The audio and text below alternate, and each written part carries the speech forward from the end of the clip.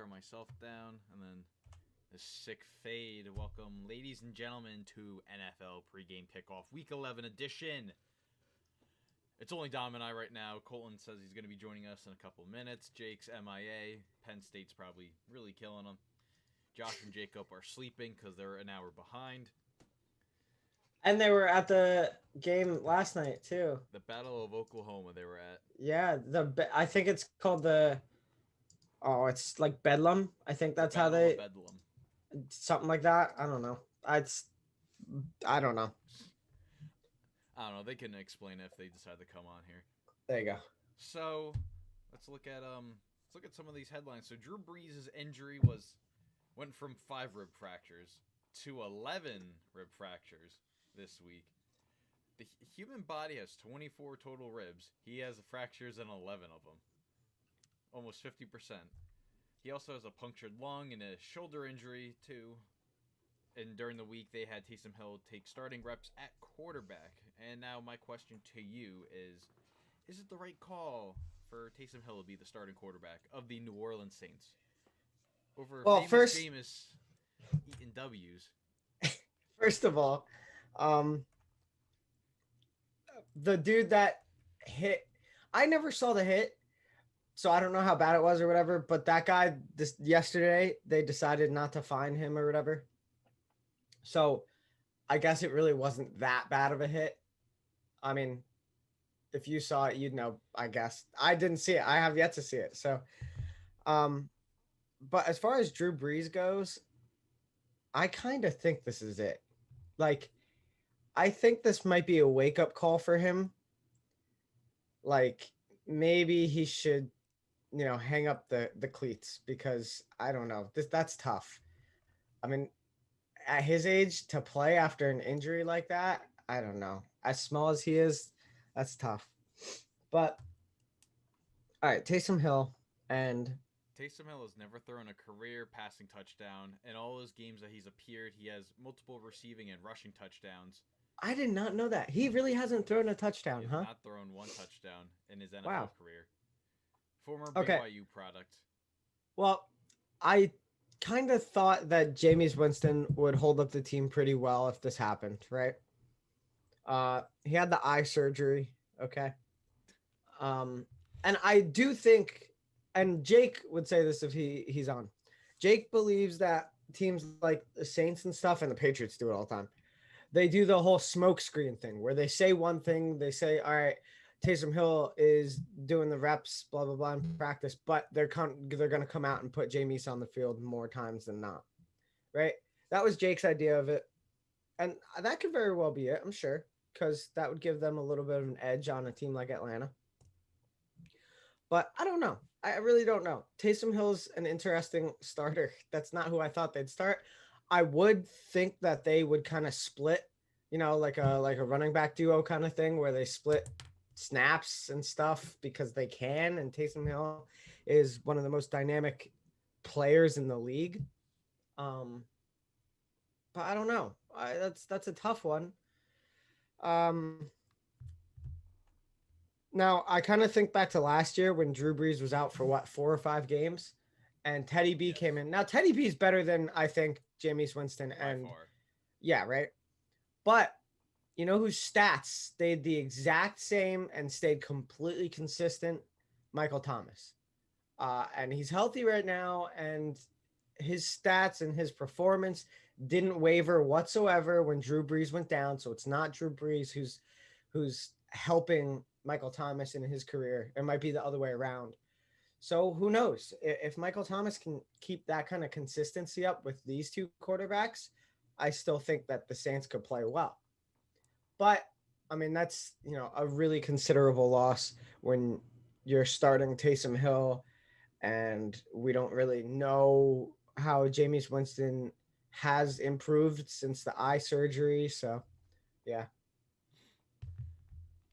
And Taysom Hill hasn't really started a game at quarterback since his days in college. He's now, I believe, 30. He's over 30 years old, and his first Is he really? His first ever start in the NFL Some other quarterbacks that had their first start in the NFL at the age of 30 or older. Doug Peterson started his first game opening day of 1999 for the Philadelphia Eagles with a loss. I didn't know he played for the Philly Eagles. Wow. It's like Jason Garrett playing for the Cowboys. Like everyone just if they just forget about it. It's like that lost cause. I knew he played quarterback, but not for the Eagles. That's pretty awesome, I guess. And also there was another one for the Panthers. He did even worse than what Doug Peterson did. Doug Peterson had like 96 yards passing, touchdown, 2 picks. This guy had like 190, 0 touchdowns, 2 picks. And well, on the topic of the Saints, Adam Schefter just posted the NFL is not investigating. Well, no, they are investigating actually of the Saints not wearing post-game, face masks in the locker room after their celebration in Tampa. The NFL is trying to see if they deserve, any kind of discipline, if that. So that's a big situation to watch during their whole celebration of the post game. Also, well, we'll get to that in a couple minutes. I'll get there. So, the Houston Texans interim general manager, Jack Easterby, is not interested in the general manager job. As stated a few weeks ago, it looks like they were going to be keeping Easterby and Romeo Crennel. And with Easterby not interested in the job, Romeo Crennel will not be the coach moving forward in the 2021 season. Probably a good choice. Looking at Eric Bieniemy as the top suitor for a lot of teams that are going to be looking for coaches. This is just going to be the way Houston's going to be going after kind of falling apart ever since that divisional round loss to the Kansas City Chiefs only 10 months ago. Very, very sad sight to see. And also, as reported last week, J.J. Watt's not expected to be on the roster at the start of the league new year in March. So, someone that's going to be on the move. Yes. Wow. That Houston team is such a different team than like 2 years ago, or will be like 2 years ago. Like a 2-year difference is so big. It's a very big difference there. And well, let's get to this. So Ian Rappaport just mentioned Teddy Bridgewater's on the field throwing the football, trying to get ready, as the injury reports will be done in about 20 minutes. Teddy Bridgewater questionable with a sprained MCL injury that he suffered last week against the Tampa Bay Buccaneers. If he cannot go, XFL legend quarterback PJ Walker will be getting the starting nod if Teddy Bridgewater cannot go. As my phone's just blowing up right now with a whole bunch of stuff, as we'll get there in a couple minutes. Do you think, as someone that owns Teddy Bridgewater in fantasy, do you want him to see him play, even though the season's kind of lost for Carolina with now a second loss of Christian McCaffrey for this year? I don't think that they need to play Bridgewater. What's their record? Because they've actually been winning games here and there. 3-7, if I could. Okay, well, if that's the case, I'll give it to you. If that's the case, then yeah, they definitely don't need to play him. That's the thing. And I'm not playing him in my league right now. I'm taking the safe way on that one. But I don't know. I've liked what Teddy Bridgewater has done this entire season. I wasn't that big of a believer when they signed him for 2 years to be the starter, or was it 3 years? They signed him 3 years. They did $60 million total. Okay, well, I mean, I didn't know how much I thought that was a good idea. I thought, Teddy Bridgewater was kind of the backup the last couple of years, whatever. Like, I thought that was a real fringe idea, like he's not like a legit starter. But I take all of that back this season. I really like what he's done. Them bringing in Robbie Anderson has been phenomenal. And that receiving core is actually playing real well with Teddy B without Christian McCaffrey. I mean, if they had Christian McCaffrey healthy all season, I think this is a legit offense. And to be honest, I think it's a legit defense too. I think they win more games. But you don't need to start Teddy B. You're not trying to save your season. You're not trying to win this season. You're in a division where Atlanta's actually playing competitive now. The Saints are still having a good record, and Tampa Bay's at the top of the division playing well. You're not catching anyone. So I don't know. Let's see what PJ Walker has. Let's see how he does in this league. Why not? You have nothing to lose at that point. So I say you just go for it. I want to see how he plays. I mean, hey, all four PJ Walker had one of the best XFL seasons of all time. I'm pretty sure he won the league MVP in their lone year in 2019-2020 season, as they're going to be making their return in the 2022 year with The Rock as isn't that interesting? the commissioner. I would have never guessed The Rock would be the holder of a football league. That's the weirdest thing for me. He did that show Ballers. He did the show Ballers, and was he on? No, he played football. He wasn't on the show Tag, right? No, he was on a TV show, like a game show, I want to say. No, yeah, he was. I didn't know. That didn't have to do with football, though, I know right? it didn't have to do with anything. Okay. I was trying to relate him to football. But hey, that works. Yeah, he did that like American Gladiator thing, kind of thing. Yes, the American Gladiator thing. Was that what it was? I want to say it was. Something like that. It was at least close to that. And well, to keep on the discussion of Teddy Bridgewater, there are multiple NFL executives that view the Carolina Panthers and the 49ers as, in quote, sneaky quarterback contenders for this offseason. So we might be seeing, well, Jimmy G move on to greener pastures, cough, New England, cough, cough. Yeah. And Teddy Bridgewater might be being replaced, even though Teddy Bridgewater's playing some of his best football, Yeah, I really don't. That's disappointing if he gets replaced, dude. I just talked him up so much. I really do like how he's playing. I mean, the last couple of weeks he's been top 5 in passing yards. Like, that's awesome. But okay. So Jimmy G might be on his way out, even though Kyle Shanahan has said that he's going to be staying. He's hoping to be the starting quarterback in the 2021 season. A lot of things to look out for. Jimmy G will free up about $24 million in salary cap space if cut. Yep. And only $2 million in dead cap. A lot of things to look at going into the offseason so far. DeAndre Baker, in a weird situation this week, gets all his charges dropped because his lawyer gets into a fraud kind of case. Whole weird situation there for DeAndre Baker and company. But DeAndre Baker, is a free man. He signed with the Kansas City Chiefs practice squad. And, well, do you think Andy Reid and company can, fix his career? They fixed a bunch of people's career. They made Nick Foles fall in love with the game of football again. He wins the Super Bowl for Philadelphia. And Andy Reid knows how to produce a lot of good talent. Do you think he could revive his career and the same passion that everyone else he's honestly tried to do? Okay. This is going to sound mean, but it's true. DeAndre Baker hasn't really had a career so far. He really hasn't. What? Did he play a full rookie season? Yes, he did. And that was it, right? That was all. So, I think they could make his career into something. I think Kansas City could use him on defense. Why not? The dude has potential. He was a first-round pick, I want to say. He was the 30th pick in the 2019 draft. Giants traded up for him just to get that fifth-year option on those players, and they got their man. So, I don't think Kansas City has anything to lose. I think they need some help on defense, and maybe they could kind of groom him into something. I'm sure Andy Reid can. Andy Reid's a great coach.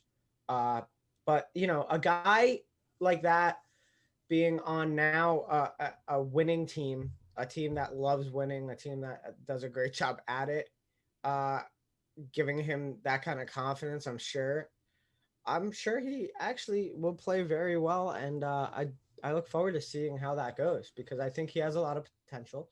And I think that team, if he's going to be on a team, that's one of the best teams he could be on for this. So, yeah. After a lot of talk with DeAndre Baker, as he tried to be a veteran for the New York Giants, tried to talk a lot of people down in that organization, giving up on plays. The talent's there, but, he's not mentally there. So Mm. let's see what Andy Reid and company can do for DeAndre Baker, to say the least. What about the other dude, Quentin Dunbar? Quentin Dunbar, he was free with everything. Oh, he wasn't is. found anything, so he's been playing with Seattle since the start of the season. Oh wow, I didn't even know that. And well, let's look at the injuries looking forward right here. So some players that are officially ruled out, as we mentioned before, Drew Brees, but let's go through all these people. Big list of names. Josh Hill, Myles Garrett, Zach Ertz, Joe Mixon, Christian McCaffrey, Kenny Galladay, DeAndre Swift, Danny Amendola, Chenault, Jadeveon Clowney, Myles Gaskin, David Johnson, as Colton's with the microphone all over the place distracting me. What is up, Colton? What is up, boys? Hey Colton. David Johnson, Sam Darnold, Farrell, Sammy Watkins, and Mitchell Schwartz all ruled out for Sunday's game. Today's games actually. Oh, is Vegas's entire defense still out? They are getting a bunch of people back. Okay. So it's a welcoming sight for the Raiders, to say the least, right now. Hey, they won the first matchup against the Chiefs. As what Colton said on the pod this week, they did a parade around Arrowhead, and now the Chiefs are coming for blood this time. Yeah. Yeah, take the Chiefs on the spread by a boatload, in my opinion. I agree.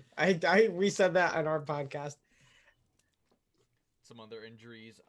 Calais Campbell with a calf and Brandon Williams with an ankle are both going to be doubtful for today. Looking at the out, and it's going to be very difficult for the Ravens to be stopping King Henry with his now going to be tearing through, because he starts his tear around this time of year, goes right through December into January. That is true.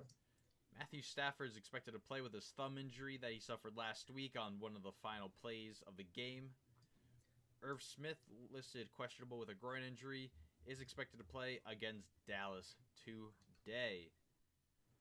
And, well, all Week 11 games are good to go. No COVID cases going around, so looking forward to everything there. And, well, Mike Tyson, the man with the facial tattoo, the ear-biting off guy, makes his return to the squared circle in Colton's favorite basketball team, LA, making his return for a fight that was supposed to be scheduled 2 months ago, now scheduled for November 28th. What are some of the best fighters and fights in the NFL we have seen over this historic league history? Come on, we all know where this one's going to start. Come on, Chad Johnson. Give me some Chad Johnson. Not Chad Johnson. Oh, my goodness. Cortland Finnegan and Andre Johnson. I was going to say, that was going to be the one I thought of, and then you said Chad Johnson. I was like, what? I was like, that's definitely the wrong Johnson. Yeah, no, yeah. I think that's the one that always comes to my mind. Always. I got another one, Will. Let's see if you go with it, though. I'm not gonna keep naming all of them. Will has 1, 2, 3. Oh God, I got none on the list. What do you got, Will? What do I have? Well, let's look at Donkey Kong Sue. I mean, he's not really a fighter. He's more of like a dirty player, but stomping everyone out. And what about the guy on the Bears who just went up to the Saints cornerback, just slapped him, and then that was bad. Just looked all questionable, and he just gets wailed in the face, gets ejected. And that was bad. All right, well, you didn't take mine at all. I'm gonna go Akeem Talib. Oh yes. Michael Crabtree, please. I will take more of that. That was a good one. Chain snatching. I'm all for it, baby. How about Geno Smith getting his jaw broken in practice? IK and a poly, Geno Smith.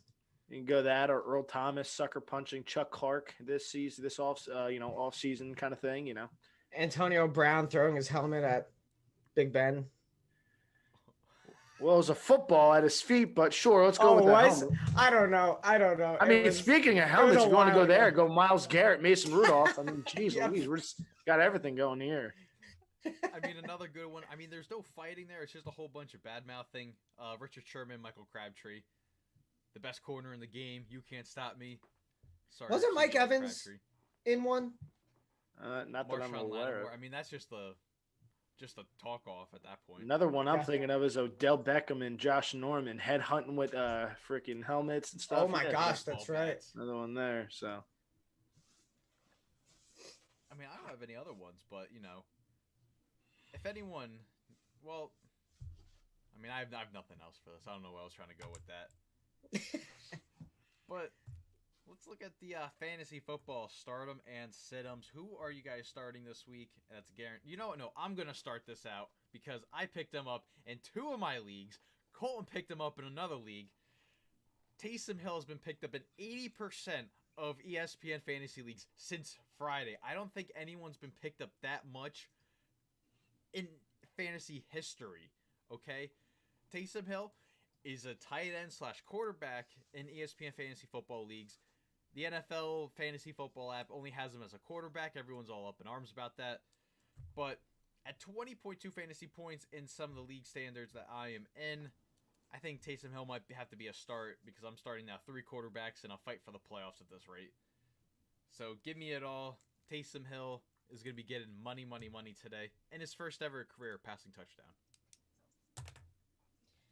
So the entire Minnesota offense, anyone, Kirk. I'm starting Kirk this week. Dalvin Cook is the play this week.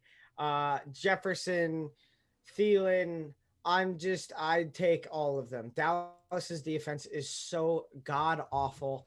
And I think Minnesota can actually show out this week. I think Kirk can actually have a good game. Hey, doesn't he have a win now? Look at that. Last week I said it, didn't I? That Kirk would get his first primetime win, and he did. So, hey, he's got to be rolling. They got to be rolling. So I think they're going to roll right over Dallas. That defense is so bad.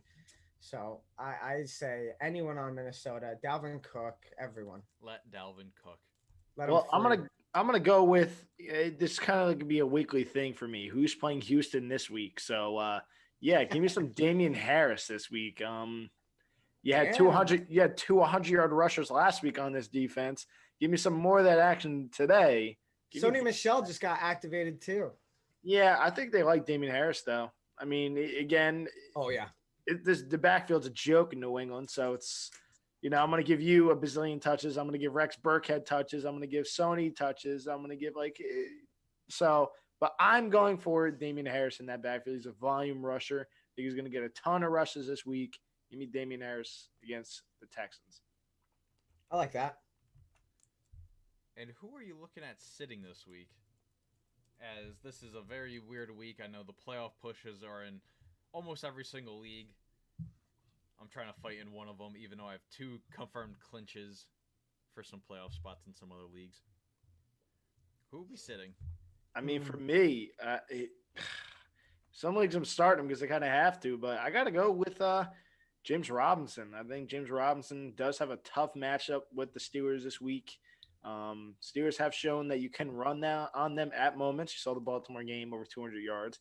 I just think they don't have that much of a passing threat where this is going to be everyone's going to stack the box on Jacksonville and kind of stop them kind of thing. So I'm going to sit James Robinson, even though I'm sitting over here looking at my fantasy lineup as we speak, contemplating putting him in. So James Robinson, I think, is a sit this week.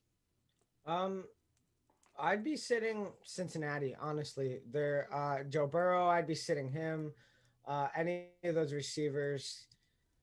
They're against Washington, and I just don't have any faith in the Cincinnati offense against Washington this week. I really don't. I'm actually looking at a bounce back for them, honestly. You think Cincinnati? I think so. I think the Washington secondary is kind of weak. Their front's where the problem is. I think this could be.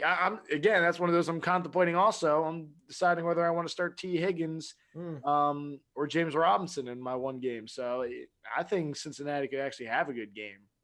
I don't know. I look forward to see what Joe Burrow is going to do with pressure constantly, and I don't know. I don't have enough faith yet because I haven't seen enough of it yet. So that's where I'm at with him. I mean, I'm benching him in a league, but I got guys ahead of him that I'd rather start anyway. So I'm in the weird thing with Colton too. I'm contemplating right now. I want to sit Zeke, but I want to start Zeke. I am very, very confused because my bench now is Duke Johnson, Naheem Hines. I can put them at the flex, but I can also put like Cooper Kupp, Jamison Crowder, even Gronk, for example, at the flex. But I know Gronk's a very kind of shaky play as we speak. Even DJ Chark I could start. But I'm gonna have to take out Zeke. That's gonna be another benching. I think his value has depleted with Dak Prescott not being there. And I also saw this stat too. So when Dak was under center for Dallas, Zeke was getting 5.7 touches for every one carry that Tony Pollard got. Now it's 1.8 for Zeke for every one carry Tony Pollard gets. Running back by committee now in Dallas is running. It's very weird, man. I'm starting Zeke in my one league. It's kind of like this could be the week because Minnesota's defense is not that good. They're very banged up. Their secondary is atrocious. They're getting Andy Dalton back for Dallas, so like this could. And if Andy Dalton, oh my God, I thought this was the best back in football. I didn't think Dallas would miss a step kind of thing. You know, clearly a downgrade from Dak, but still the best backup in my opinion in football for the most part. I thought Dallas wasn't going to really miss a beat, and yeah, that one was way wrong. Sitting there at the dartboard, and I'm completely missing the dartboard right now. That's how bad that miss was. So I don't know. This could be a game that Zeke does find his way into the end zone, but my God, I'm hoping and praying because my one league I'm looking very, very good, and my missing part is Zeke. You draft Zeke thinking, God, you're getting at least 18 a game from him, and you're locked at running back. That's kind of my problem right now. So I'm hoping Zeke gets back to form here with a healthier O-line coming down the stretch. Lord knows this offense is a joke. God. Here's a fun. Let me propose this question real quick. Okay. It's official that Teddy B is active. As of like this minute, it is official that Teddy B is active. All three quarterbacks are active on their roster now. Is Teddy B, because all right, if Teddy B was completely healthy, he's going against 20th ranked Detroit defense against quarterbacks. They're 15th ranked against wide receivers in fantasy. Do you start Teddy? I think if he's completely healthy, you start Teddy B. Do you start him today though? Do you think that's a good choice? Do you think he lasts the whole game? Do you think he does well? I don't know. I think he lasts the whole game, but I think they're going to try leaning on the Mike Davis train. Detroit's one of the worst rush defenses in the league. I think Mike Davis could be in for a big game. It could be because the last 3 weeks he's played without a McCaffrey in the lineup. He's been very underperforming. So, and I need a performance this week. And I think a lot of people in that category need it because he's had like 9 points in the past 3 games with no Christian McCaffrey. And once like, all right, this guy's at least getting like 15, right? McCaffrey goes for 34. He's at least getting half of that, right? And he's not. So this could be the game. It should be the game against his bad defense. As you said, Teddy Two Gloves is active. So Lord knows with this team, man. It could be a Robbie Anderson, DJ Moore kind of game, and Mike Davis is just there kind of thing. So who the heck knows with Carolina, man? And I mean, I don't know if you're looking at this exact league, Don, but you do have Kirk Cousins right there. Oh, I'm not starting Teddy B. I am, like I said, I'm full in on Kirk this week, as bad as that is. No one ever wants to be full in on Kirk, I feel like. So but I'm doing it. It's Dallas. I talked them up just now. If I had Dalvin Cook, I think that's a lock start this week for sure. I mean, it's a lock start every week, let's be honest.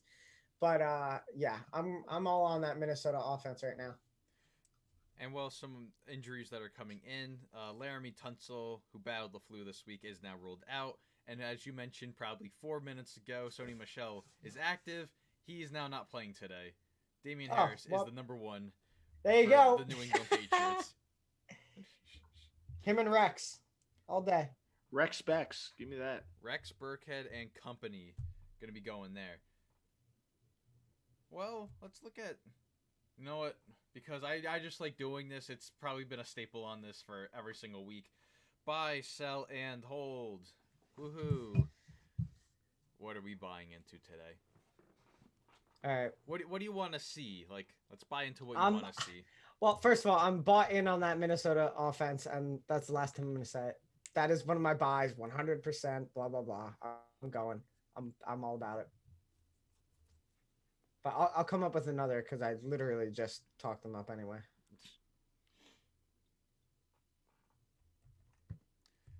Well, for me, I'm going to buy into Alex Smith and company. Cincinnati's 23rd ranked in defense against quarterback play. Alex Smith had a fantastic game last week. 394 yards. Well, no touchdowns, no interceptions, but passing the ball led a 24-3 comeback against Detroit.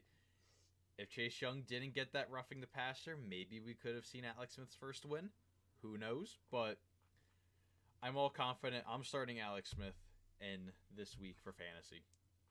For me, I got to buy into it. Never thought I'd say it. You might have to bring this back from week 1 where I wasn't on this train. Will Smile, I think you know where I'm going with this. I know where you're going. I think I got to buy the Colts, man. God. Never thought I'd say it, but here I am. I'm going to bite my words. The Colts pulling out wins I didn't expect them to. This is a close one, man. Clearly, Vegas has it as a close one, 1.5 for the Colts. This could be – this one I'm deciding fantasy-wise. Nyheim Hines, man. Yeah. Nyheim Hines is taking over that backfield. Jonathan Taylor's that, bug that's like, I'm here, but, we don't want you kind of thing. So – could be a big game for the Colts rushing game, and that defense is legit. Take away Devontae Adams or limit his touches. Could be another Colts win. I got to buy the Colts, man, until they prove me otherwise, which I was all in against them. But I got to, can't ignore the fact that I was wrong so far on this. Colts are, there was a little bit in the beginning of the season you were pretty right about them. I mean, there were some inconsistencies, but it's definitely kind of pieced together a lot better since then. I want to say this. It very much reminds me of the Steelers from last year, to be honest. It's Rivers don't ruin the game for us. Let the defense handle itself. It's kind of what it's reminding me of, there in Indy. That's fair. And I want to say this might be the first time that Colton's taking the Colts since week 1 when they played Jacksonville. I can't remember another time he took the Colts. So this is a very historic day. I'm actually the only one taking the Colts this week in our podcast. The only one. Everyone's on Green Bay. I'm like, listen, I kind of think it's possible. And let's hold. Instead of going to sell, let's go in the hold. What are we going to be holding on to that, you're not ready to give up on it yet?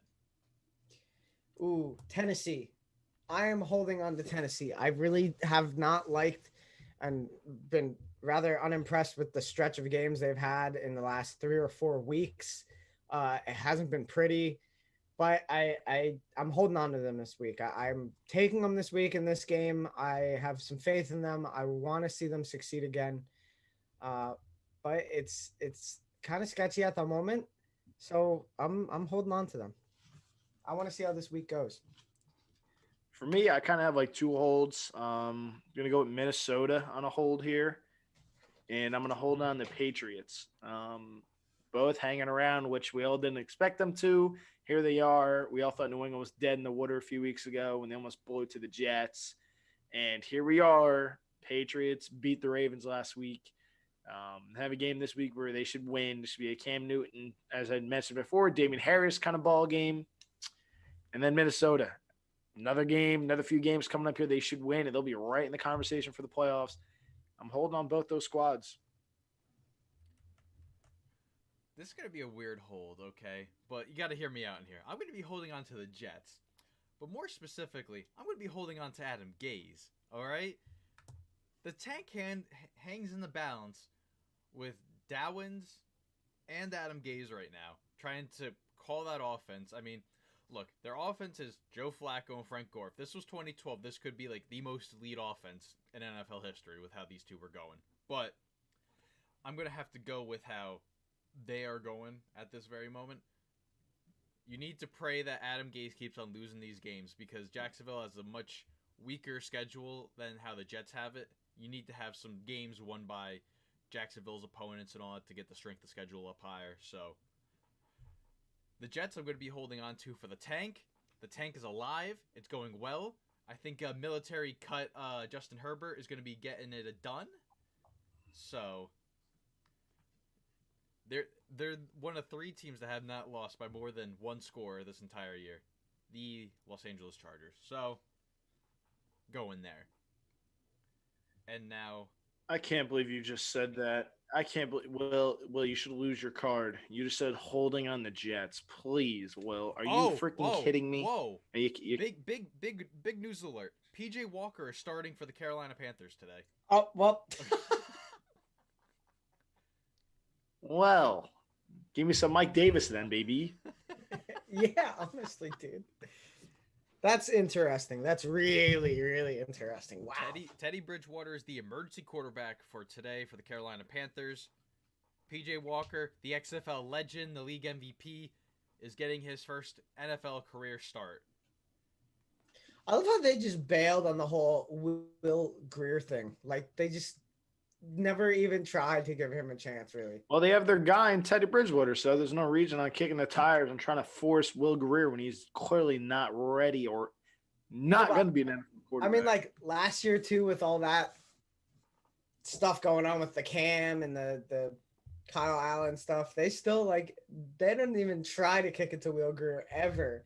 They're just, nah, he's just a backup. Well, when they gave him the moments to play, he looked very, very bad. So this kind of is pointing to me as in they're not playing Teddy because they're looking at the future-wise, future health. There's no reason to play him. They're not really in contention anymore.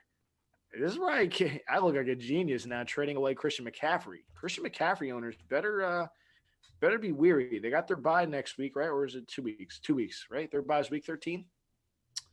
So, yeah, I would be very weary. Yeah, right? I believe so. Where's the pen? Yeah, week 13 is their bye. I'd be very weary of Christian McCaffrey, folks. You might not see him until like week 14 kind of thing here. So, hey, he might be a playoff stretch person for your franchise. I don't know if you're even going to see him. No, they paid him a boatload of money. If he's that banged up, why in God's name would you play him? So this could be a situation where you do not see McCaffrey again. Now, PJ Walker is starting. Now, Teddy Bridgewater is just inactive today. Inactive now. I don't even know what's happening right now. He just got upgraded to active. I got 2 notifications for it. Adam Schefter, who said that he's the emergency quarterback, is now Teddy B's just inactive. He's not playing. What? I am just so confused right now. What is happening? So is Adam Schefter. Don't worry. Don't want him to fool you. I am just so confused right now. But let's look at this. I don't think we did sell, so let's look into what we're selling right now because this was just a whole sidetracked conversation. Selling. I had a good one, I think. Oh, okay. So I'm selling Sammy Watkins as a player.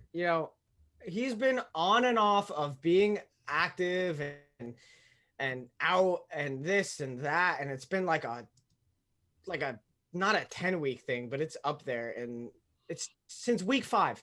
It's been like active, then he's out, then questionable, then out, then this past week he was questionable, now he's out again, and it's just like it seems like he's had so many injuries on Kansas City. We actually haven't been able to truly see Sammy Watkins.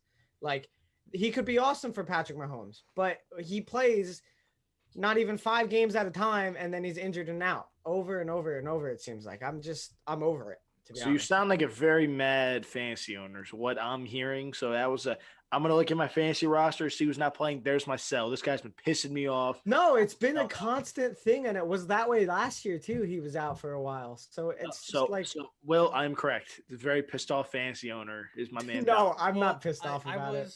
Last year, I didn't have him last year. Last year, I was a Sammy Watkins fantasy owner, and he had that 55-point game against Jacksonville, the biggest fluke game in probably fantasy history, next to Seattle's defense having like 60 points against the Cardinals in like 2012.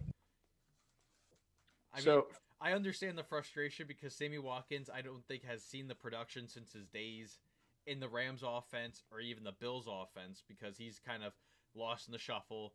I see the frustration there. I mean, I'm not frustrated. I have Tyreek Hill. It's not that big of a deal.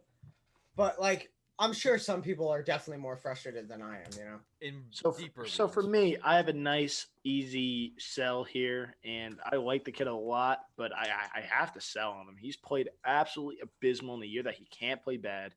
It's Drew Lock.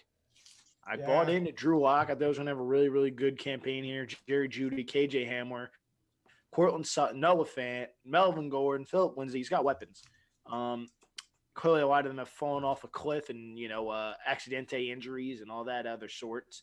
I got to sell on Drew Lock, man. I thought this was going to be a really big year for him and a year he needed to be big in because they're kind of on that bottom half. 3 wins should be continue to be 3 after the Dolphins win this week. I'm assuming the Dolphins win, but who knows? I'd have to sell on Drew Lock. He's in a bad spot. He could be gone next year. It's not a good situation for him. So, as much as I'd love to see the swagging and singing songs in the sideline, I love Drew Lock. He's probably on his way out of Denver because they kind of need a quarterback. It's kind of getting like to that point, like, holy crap, John Elway, can you draft a quarterback for crying out loud? So I got to sell on Drew Lock as much as I love the kid out of Missouri. And you know what? I really feel like he looked a lot more promising before he got injured. Like the 2 or 3 weeks he played before that injury, I really liked what he was doing. And then now it's not the same. It's not the same as the end of last year when he won 3 or 4 games to end the season and he looked good and he was having fun. And I was pretty high on him too this year going into the season, but it's not pretty right now at all. You're right. And I mean, I was one that was preaching 2 things: Kyler Murray as the dark horse MVP, and then I threw in Drew Lock as a dark horse MVP. Because how good that offense was on paper for the Denver Broncos, they could have been competing with Kansas City, but they kind of just fallen off the wheels, have fallen off the tire since then. And I do agree with you, Colton, with selling off the Broncos. But I don't even know. I have no idea who I can honestly sell. I might be looking at one of my fantasy rosters that I'm going to be selling, like Kenny Galladay. I mean, it's kind of like a lost season for the Lions. Injury Always is though. Will, to be fair, always is a lost season. I mean, Always. Hold on. Look at Detroit's roster. Hold on. Oh crap! They should be good this year. Should be competing for the North, and here they are. Boom. Matthew Patricia.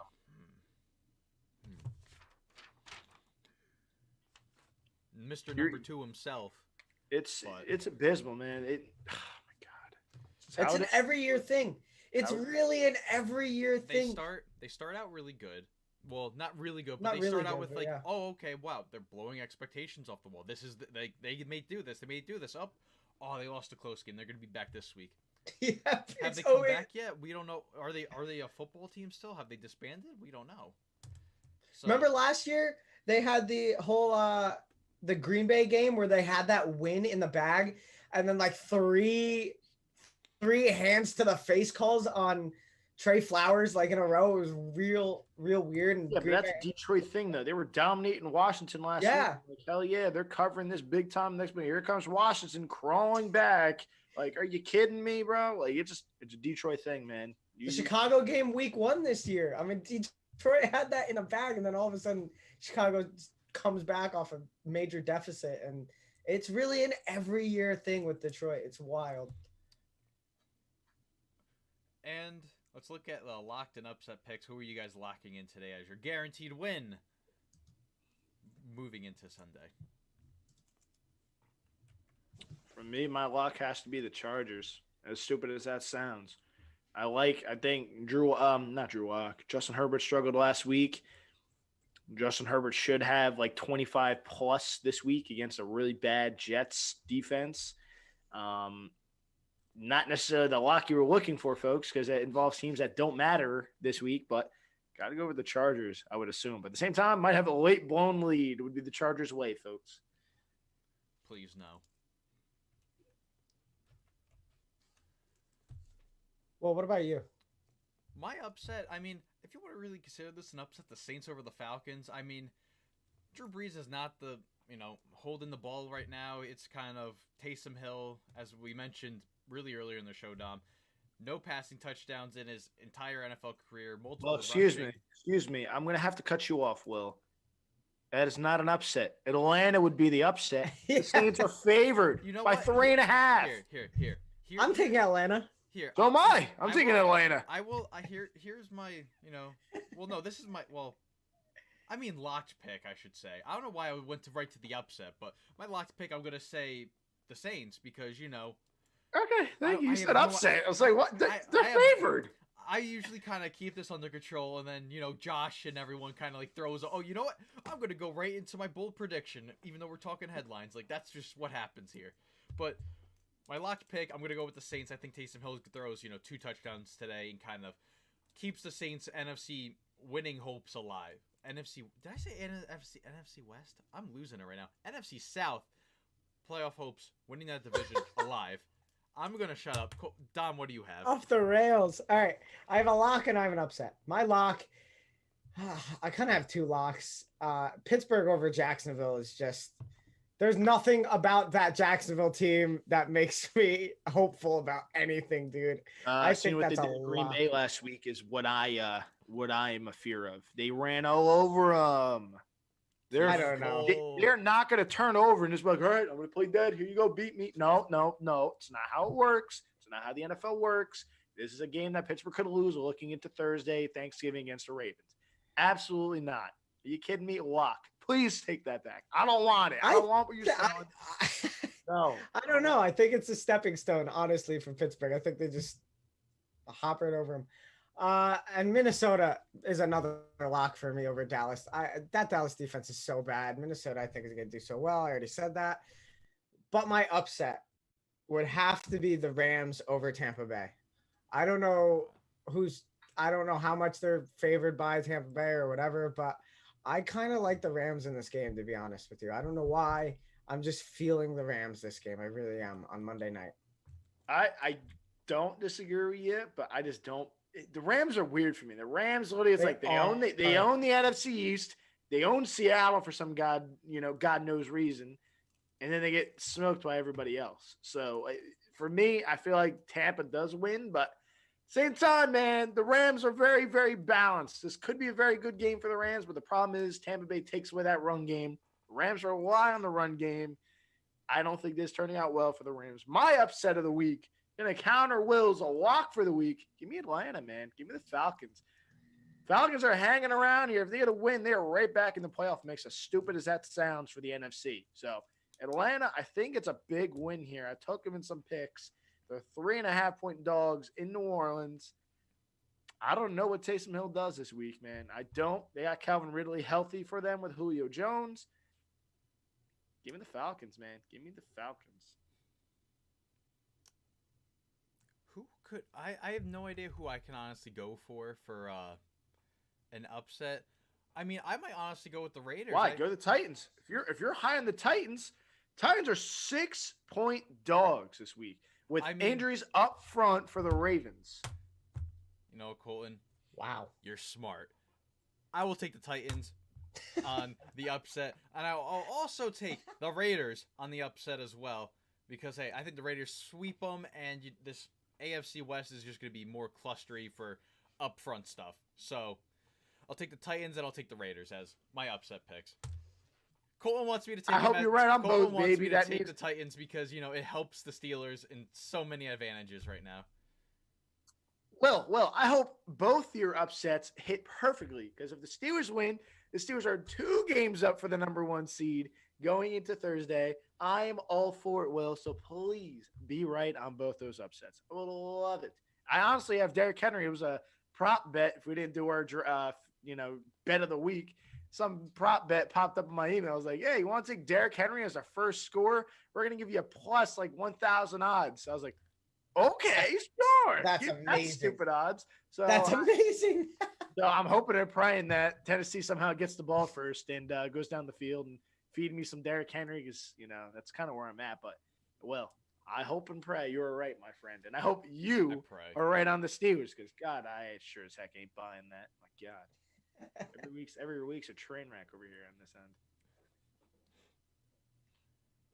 Did we all say our upsets? Oh, okay. Yeah. All right, so let's go into closing remarks. I mean, it doesn't have to be football related or anything. Like, what are your closing remarks going into the closing of the show today?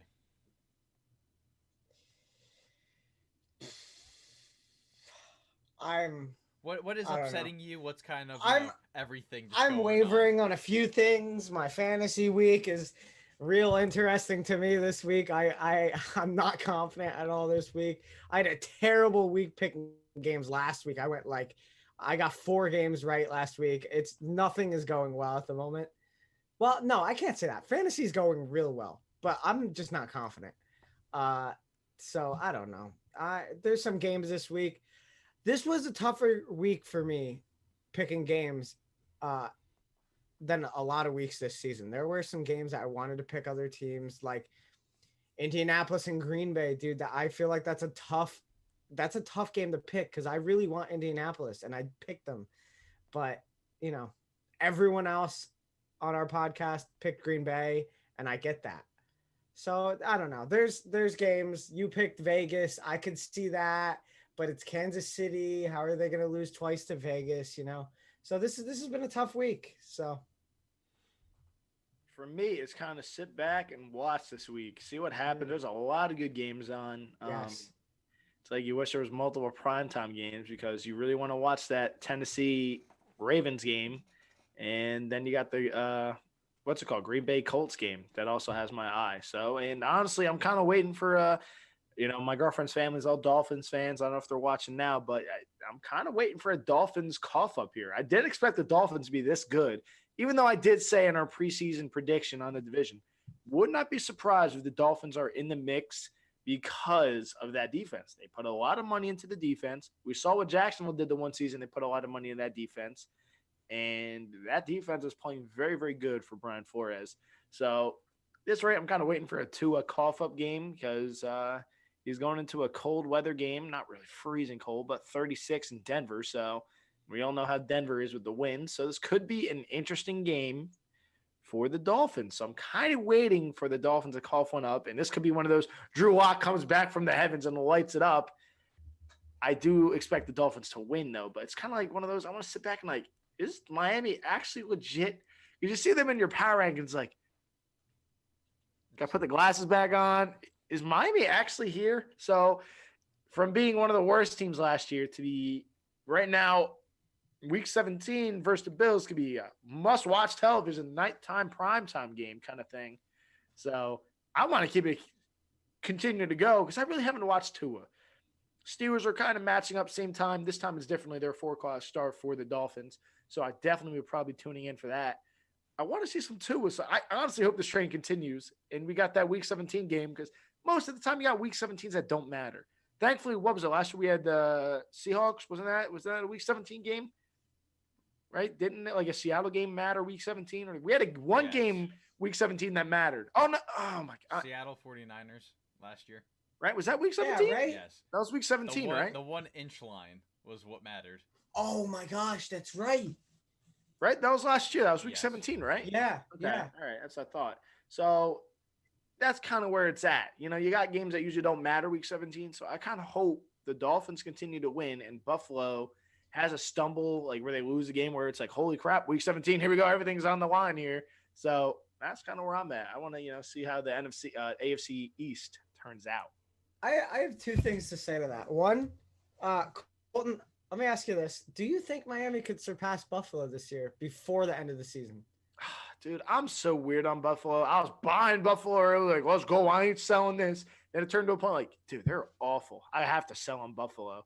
Then it's like, all right, I got to buy him back again. So that's kind of what Buffalo's train is here, where I'm seeing consistency out of Miami. It's like, at the same time, Miami's getting a ton of special teams help, where it's like, all right, and a bunch of turnovers are turning into touchdowns, where it's like, all right, Tua doesn't have to do anything here. But we also saw Tua stun the Cardinals in Arizona and Tua going toe-to-toe with Kyler in a shootout kind of game. So I don't know. I think Miami could definitely surpass Buffalo, but, man, Buffalo's played really, really good the past few weeks. Yeah, it's tough. If Arizona doesn't get a freaking Hail Murray, Buffalo gets 2 huge wins against the NFC West. So I don't know. I really don't know. I like Buffalo a lot. Everyone who listened to our preseason show knows I'm high as heck on Josh Allen. So I don't know, man. Buffalo's got some games down the stretch here. They got Pittsburgh at home. So they got to win those games. And I don't know, man. This is such a tricky division, which I'm all in for because it's been New England. Yep. New England. Oh, crap. Brady's hurt. So New England anyway. New England. Oh, the Dolphins. I'm kind of waiting for something here. This is Yeah. weird, though. This is what's weird about the whole thing. You add that question. This is kind of like a lock for Buffalo this year. Everyone's like, Buffalo's got the division. Buffalo's got the division. Buffalo's got the division. Maybe New England can. We'll see what happens. But Buffalo. Here's Miami. Competing every game. We all thought, when they put Tua in, all the reports were they're getting pressured by Herbert and Burrow playing so well. They have a high pick possibly coming from Houston. Let's go. Let's put Tua in. If he's bad, we can go draft someone else. So the fact that Tua is playing good now, and it's wow, this team is now over the top with Tua instead of Fitzpatrick. I don't know, man. Buffalo's got some pressure. That's all I know. Miami, this is all cake for Miami.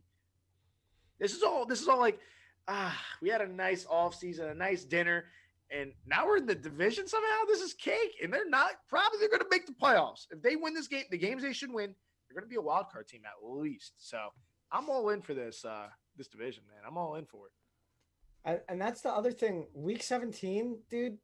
Week 17 could be good this year because of this expanded playoffs now. You have more teams competing for the playoffs. The top teams are close, kind of ish, but like I'm really interested in week 17 because no team has a bye week this year. So are those teams going to be really adamant about resting on week 17 or are they going to try to stay competitive and stay in it? Are those kind of wild card teams going to be like competing real hard week 17? So it's going to be real interesting week 17. So figure, here's your week 17 schedule. It's honestly very, very good. Steelers, Browns could be very desperate for a playoff game. Steelers could be fighting to get the 1 seed at that point. Or the Steelers could just be resting though if Kansas City loses. I don't know. Well, that's you don't know. Kansas City loses again. Say Pittsburgh. I don't see Pittsburgh going undefeated. I see Pittsburgh losing at some point. Could be a game the Steelers have to win and the Browns have to win for the playoffs. So you got that. Really, Bills, Dolphins, Green Bay, Chicago. Chicago ever gets their act together. Did you say Bills, Dolphins? Yeah, we just talked about that. That could be big. I didn't realize you said it was week 17. I knew you talked about week 17. It's like Dom I was talking to you, even though I was talking to Dom this whole time. This man's like, week 17. Oh my gosh. Anyway, you got Packers, Bears. Chicago ever gets their act together. That could be an interesting game. Minnesota, Detroit, another game. Minnesota could be fighting for the playoffs lives. And saying for Detroit, God forbid, Detroit ends up picking some wins that they should win, but they end up needing that week 17. I don't need to keep reading because there's a bunch of games on here. Dallas, Giants, Falcons, Bucks. There's a bunch of games on here. It continues. There's a bunch of Rams, Cardinals, and then Seattle 49ers. So there's a bunch of games on here with that extra wild card spot. There's a bunch of games that can matter week 17, which we haven't had in a long time. So there's a lot of games in that. It could be like, holy crap, must win. You got to watch them. And a possible game for the division. 2 divisions might add if Dallas picks it back together and gets some wins and strings some along. So it could be a very, very interesting week 17, which we have not said in a long time. And you know how on Red Zone, there's the hi, how's it going?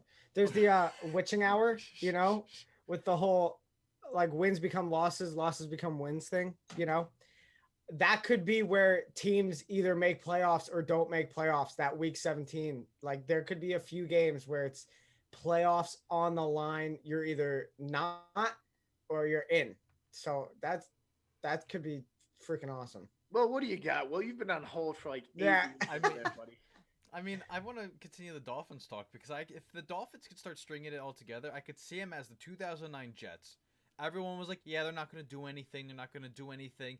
And then, oh, hey, look, rookie Sanchez, rookie Tua. Not the same players, but hey, Sanchez was carried by the defense. I mean, Tua's kind of carried by the defense a little bit as well because the defense, you need a good defense. I would not be surprised if we see the Dolphins in the AFC title game. Look at it last year. I compared the Titans to the 2009 Jets. Like, the Titans weren't supposed to do anything. Oh, Ryan Tannehill's at quarterback. I think the Titans season's lost. Oh, they're stringing stuff together. Oh, 9-7. Oh, hey, you go to New England, you defeat New England, you defeat the 1 seed. It's true. The Jets have done that too. I think the Dolphins can have what it takes to make it to the AFC title game. Could it be in South Florida? Who knows? Probably not. You might have to be looking at, either a very cold Pittsburgh, which is a very difficult place to play in January, or even Arrowhead, which is not as scary now with 25% of the fans allowed in the stadium, but let's see what the Dolphins could do. When you look at their schedule, they should finish around 9, possibly 10 wins if they pick one out. So figure they got this week, they should win. Well, their next their next 3 games is Denver, the Jets, and Cincinnati. So like those could be just 3 wins right there, and they're going to be 9, 10 wins. And then that's where it gets kind of tricky. They got 3 home games in a row, then 2 on the road to end the season. They have Cincinnati, like you said, then Kansas City, New England. So I'm hoping 2 wins out of that. That'd be 10. And then they have a tough game against the Raiders, which they can beat. They can beat the Raiders in week 17, Buffalo. So you could be looking, as stupid as it sounds, 1 loss down the stretch here. Could just come to the Chiefs. And they could beat the Chiefs. They have good defense. It could cause Kansas City some problems. So I didn't see this, even though I kind of tossed the idea out of a hat that Miami could be interesting here this year. Miami's very, very interesting when you look at this schedule. You got some tough games. You're going to find out how good Miami is. You really are going to find out how good this team is. They've won games that they shouldn't have. Shouldn't have beat the Rams. I was one of the guys running to the books like, give me the Rams easily, covering on this one. Give me the Rams. Yeah, they handled the Rams. So same thing with the Cardinals. Kyler's hot. Cardinals are playing somewhat solid on defense. Go give me. I didn't see anything out of Tua the week before. Give me the Cardinals, man. Yep, go into Arizona and beat them. So I don't know with this Dolphins team, honestly. I didn't expect to be having this conversation at this point in the season, but here we are. Dolphins possibly causing some noise in the postseason, man. I did not expect this. They can literally win out this rest of the season if they beat Kansas City. I think if you're a double-digit win team this season, that's a lock for playoffs. Oh, absolutely. Expanded, that's a lock. So if the Dolphins end up managing 10 wins, that's it. I think that's a lock, and that's impressive. That's truly impressive for Dolphins fans. For any of the league watching, that's impressive. And I think that might be a wrap for the show. I mean, very solid closing. Hey, follow all of our fantastic podcasts. Between the Benches, JD, Talk Show U, Play Action Podcast. What was the other one? What's your football one, Dom? I'm drawing a blank. Oh, To the House? To the House. I thought you said that, but I could be wrong. And then Colton's podcast, the Personal Foul Podcast. Lots of content all over the place. So, ladies and gentlemen, let's have a fantastic